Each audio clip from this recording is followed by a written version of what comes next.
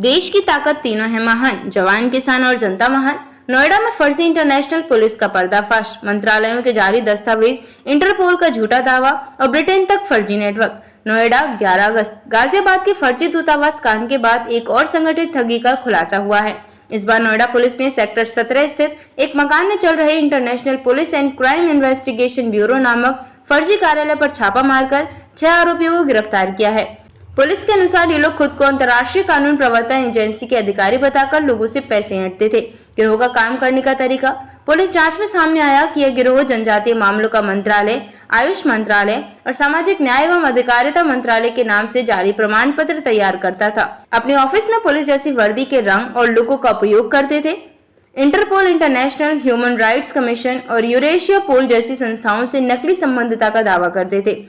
Britain में अपना कार्यालय होने का भी झूठ फैलाते थे। वेबसाइट www.intlpcrib.in के माध्यम से ऑनलाइन चंदा और मेंबरशिप ली जाती थी। फर्जी प्रेस कार्ड, मानवाधिकार पहचान पत्र और सरकारी मोहरें दिखाकर पीड़ितों का विश्वास जीतते थे। पुलिस की आधी रात की कार्यवाही।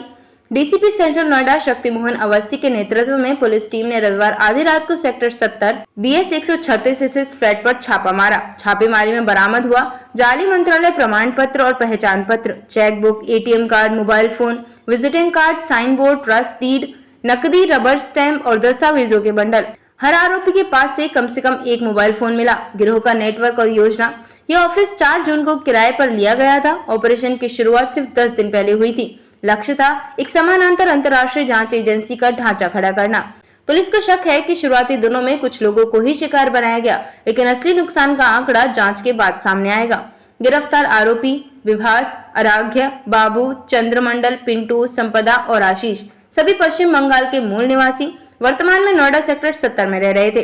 कानूनी धाराएं। इन पर जालसाजी, धोखाधड़ी, सरकारी पद का प्रतिरूपण और राष्ट्रीय सुरक्षा को खतरे में डालने जैसी गंभीर धाराओं में मामला दर्ज हुआ है। साथ ही भारतीय न्याय संहिता की कई धाराएं, सूचना प्रौद्योगिकी अधिनियम, प्रतीक और नाम अधिनियम 1950 लागू किए गए हैं। सभी आरोपियों को न्यायिक हिरासत में भेज दिया गया है। गाजियाबाद का जुड़ाव। फर्जी दूतावास मामला। यह घटना गाजियाबाद के उस हाई प्रोफाइल केस के बाद सामने आई है जिसमें 22 जुलाई को यूपी STF ने 47 वर्षीय हर्षवर्धन जैन को गिरफ्तार किया था।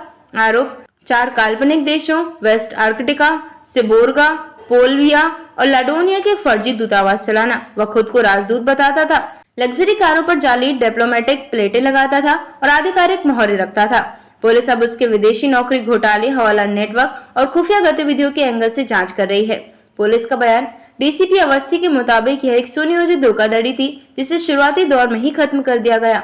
आरोपी लोगों को यह यकीन दिलाने में सफल हो रहे थे कि वे किसी अंतर्राष्ट्रीय एजेंसी के प्रतिनिधि हैं। अब हम इनके पुराने नेटवर्क, पृष्ठभूमि और संभावित पीड़ितों की पहचान कर रहे हैं। नोएडा में फर्जी अंतर्राष्ट्रीय पुलिस का खुलासा। मंत्रालय के नाम पर जाली दस्तावेज, इंटरपोल का नकली जुड़ाव।